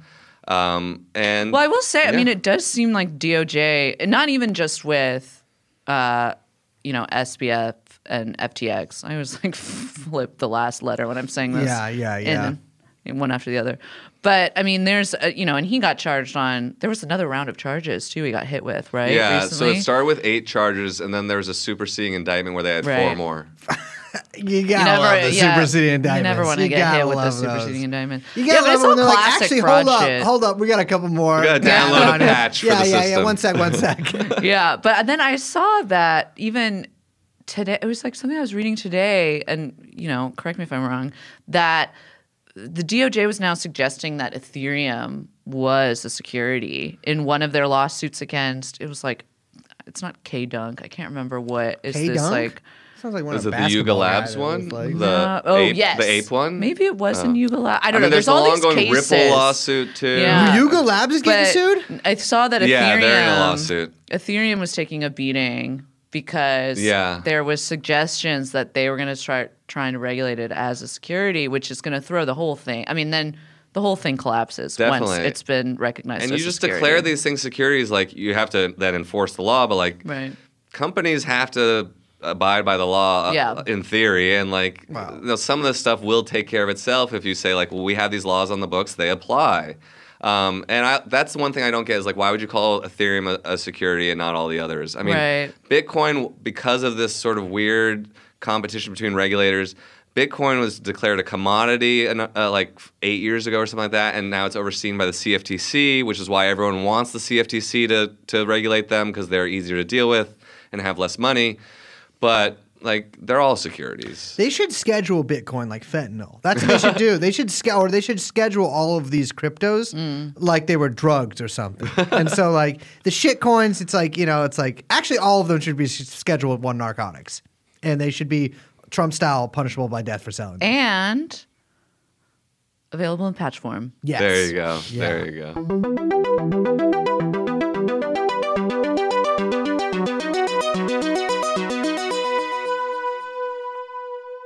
Well, we got to wrap up here, Jacob. I have a big question though to end this on. What is the future of this shit? That's a good question. And can I bet on it? Yes, you can. I mean, there's a website where you can bet. I forget what it's called, and I don't want to shill some random website, but there are sites where you can bet on like market events. People were betting on whether Silvergate Bank or Silicon Valley Bank would collapse today. Okay, everyone needs to stop gambling right We now. need to Yeah. stop. Just chill the Whoa, fuck out. whoa, young lady. All right. I think everyone needs to just chill. So what Just I chill. think the future of consumer crypto, at least like in the near term, I think it's dead. I mean, people Yeah. don't want to admit that, but like Sam and FTX were the face of it, as we said, and like the main mover and shaker here in the U.S. And like there are people in the industry who just say like, oh, we'll have another bull run in 2 years. We've done this before, blah blah blah. 2 years. Are people read the room, people? But there's 2 there's such a years? divide between what the industry thinks and what everyday normal people think. Right. Like, Yeah. people are disillusioned. They lost their money, or they see it as a scam, or they see that like the main figure associated with crypto is going on trial for major crimes. Like, and also that the crimes he was charged with are just like wire fraud, like violating banking laws. Like these people aren't committing crazy crypto crimes necessarily. They're doing like basic financial crimes. Well, and a lot of retail got like really fucked in the last year too. Like small guy.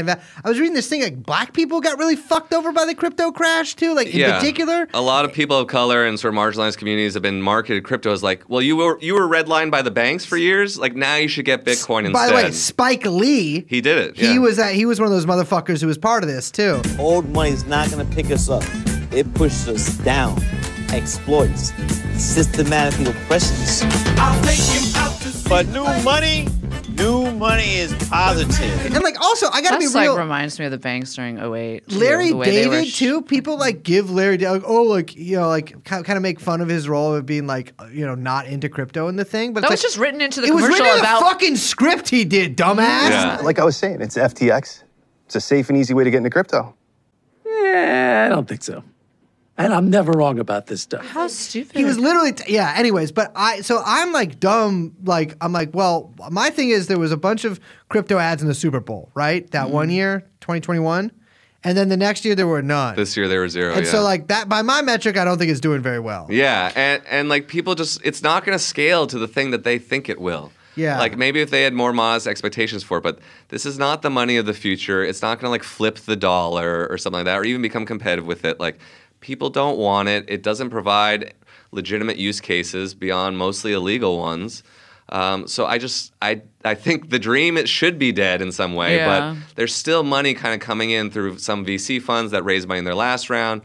But and some of it's now going into AI, which we have to look forward to. All those guys became AI guys. Yeah, they all did. Like, the environment, the like financial environment is so fucking different than it was just like a year ago, let alone 2, 3, 4 years ago. That'll affect it a lot. I mean, like retail does not have extra cash to put into any of this shit. Like they got it. Like inflation took care of that. You know what I mean? Like there's not like there's that meme or like there was that like viral tweet that's now become a meme that's so good where it's like, oh, that face when you like realize your whole personality was based on 0% interest rates, whatever it was.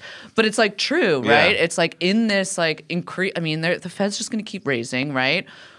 More pain coming, and in that kind of financial environment, these companies do not have the ability to just like pour cash into all of this like nonsense, in all of this like froth. And so it goes away. And then without retail kind of giving a little bit of legitimacy cover to these exchanges, then the hedge funds and the whales, they can't pour the money that they were, into this. Because they don't, there's not enough movement to cover when they're making those big, they don't have the liquidity to kind of make these big moves and get the premiums they were before. And so it's like, what is even the use case? It all kind of falls out. But then that, as again we saw today, that causes massive ripple effects into the real economy, which a lot of people have said, oh, there's no contagion, there's no risk. Because they're like, oh, JP Morgan's well capitalized. No shit, JP Morgan's well capitalized. It's the biggest fucking bank in the world, and it's about to get much, much bigger, right? But like, that's not true of now Silicon Valley's biggest bank. Yeah. Like, what the fuck? Yeah, I think there'd be some more surprises. Like, it's a small thing. We don't have to get too deep into it. But like all the crypto miners, they're all going bankrupt. Like they were big. What's happening to all of those fucking computers? Yeah, their pickaxes are blunted. They were like they're little panhandle. They were forming these huge companies and taking on a lot of debt. And in some cases, they were holding on to their Bitcoin and not selling. So now Bitcoin's worth less. They have so much debt. Yeah. They can't pay their debts. They should have learned from the shale industry. How'd they get out of it? Well, not well. I mean, fracking is back up. But I'm saying, a lot of people poured a lot of money into fracking infrastructure. I just remember seeing all those pictures because I know it was hard for gamers for a little while. Yes, I felt that a little bit. Because they were buying up all the new graphics things. So I wrote a piece about that for Slate. Like, why can't you get a video card? And now, finally, at least the gamers have been liberated. Yeah, But I saw all these pictures of all these Bitcoin mining operations who like split oftentimes in a big hurry because there were just like GPUs everywhere. Yeah, they'd leave They equipment just behind. leave and it stuff. behind, which I'm like, that seems like a bad sign. Yeah. Again, like I don't Crazy. know a lot about this stuff, but I could see Cyberpunk novel or something. You know what I mean? It Yeah, feels like so going in like this is a dystopian. RTX 3080. That's That a was nice the video one. card. That That's was a the nice nice. video That card. was the one that I read that article you wrote. Yes. Yeah, and I sent it to my dad with like, this is actually not what I want to do. Like, this is like to me, this is like really cruel to Bitcoin people. And I try to be like really like to me like the world is just about love.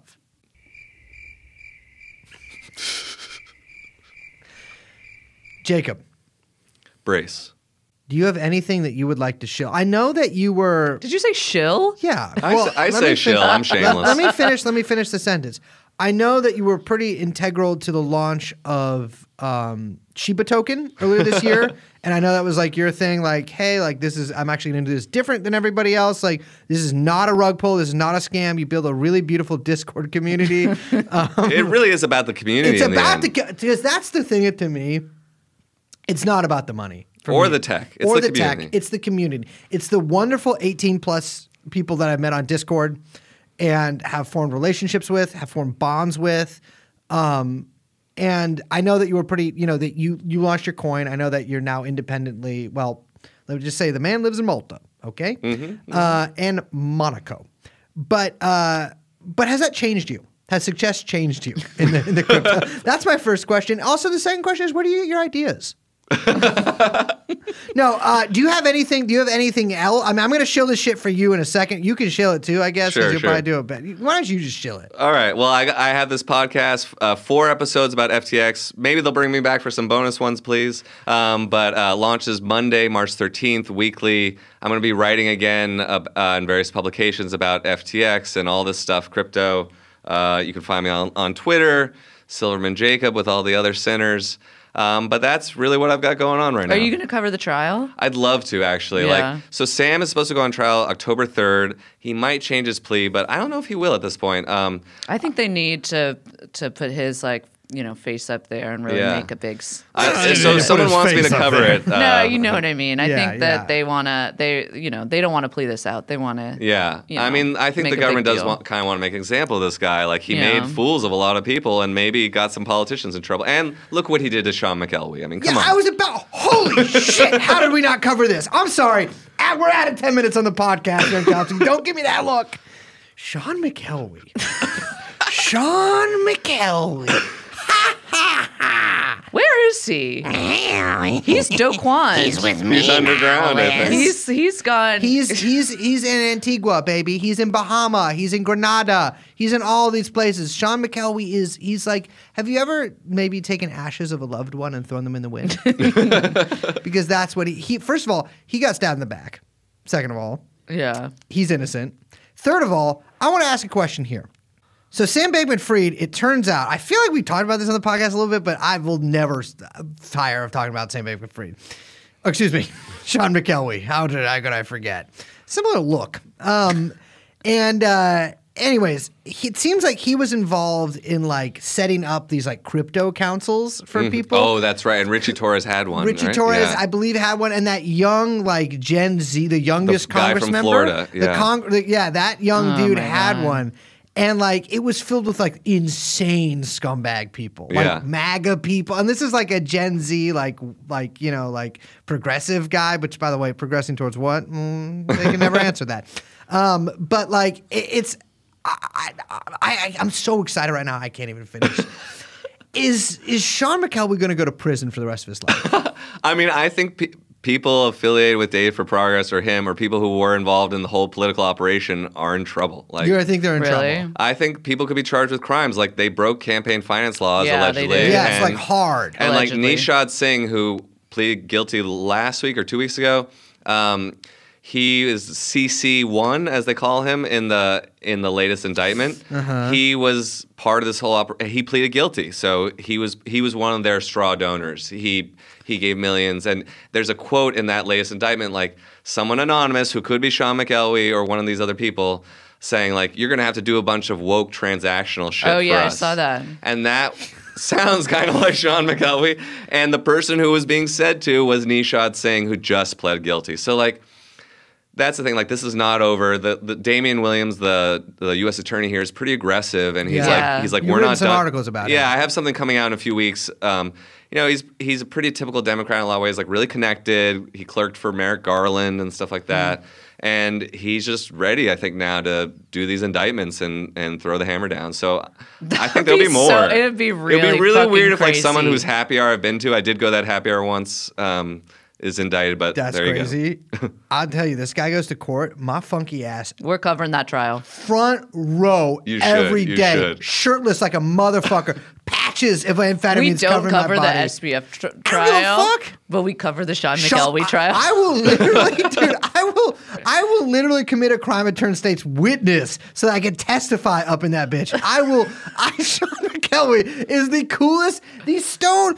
Everyone always talks about, all these people that progressive or 2016 turned out to be fucking freaks. Like, you know how like Occupy people mostly turned out to be just psychopaths, right? Yeah. Like all the people from that. I'm telling you, Sean McElwee is a god to people who supported Bernie in 2016. He is fucking baller. Who's that other freak? The you know what I'm talking about? The fucking guy with the curly hair? David Shore. David Shore. Oh, yeah. Brother, He might also be involved in this. I know Yeah. listen, Jacob, don't listen to this part because Jacob's not involved in this part because he's a serious joke. I know you're involved in this, dude. I can smell a rat. And I gotta tell you, keep rocking, brother. All right, that has been the show. Jacob, so he does not endorse anything that we've said. Or that That I've is said. true, but it was a lot of fun. He's an independent journalist. Freelance journalist. You can check him out at the Silverman Jacob. Yeah, I Twitter. got reversed You have there. a Substack too? I do. I never really used it much, but now I'm going to use it to just like kind of keep in touch with people. I'm not doing the like pay for my Substack thing yet. Okay, but you should do that once you get some subscribers. I might one day. Like, Yeah. honestly, I'm trying to figure out what's next. If you want to hire me, let's do that too. Okay, yeah. Well, we should have. Well, listen, we are having our initial Jacob offering right now. There you go. There you go. Get in early. It has been a absolute pleasure. Yeah, this this is has been this is so a, this is fun. one of the most fun interviews we've done. Oh, thanks so much. And I love you. It's mutual, man.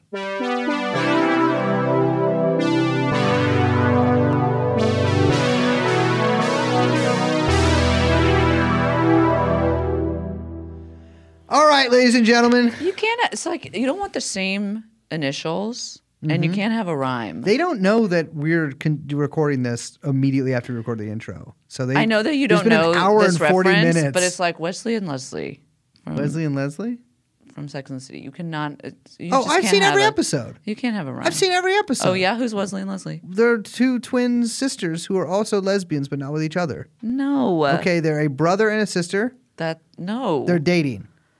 They're married. Well, they're divorced. Oh, well, that should And be Wesley illegal. is Charlotte's brother. Wesley? Yeah, Wesley and Leslie. I'm not trying. Don't be naming your kid Wesley. Wesley Crusher Wesley Crusher? That's kind of tight. Yeah, Who's that? goes. from Star Trek TNG. Oh. I never got into that. Never got into Star Trek. Felt a little like they were just stuck on that thing, the ship. You know? Yeah. Go down to the planet, asshole. Anyway, go down to the planet, asshole. We really have been recording for hours. We've been recording for Let's hours. go for a couple hours more. Yeah. I'm about to go to Do you have any another grievances? podcast. I do have grievances. Let me tell you about some grievances. Let me tell you what happened on the train on the way here. No, we don't need to talk about it. Okay, well, let me just say that was not okay what that woman said to me.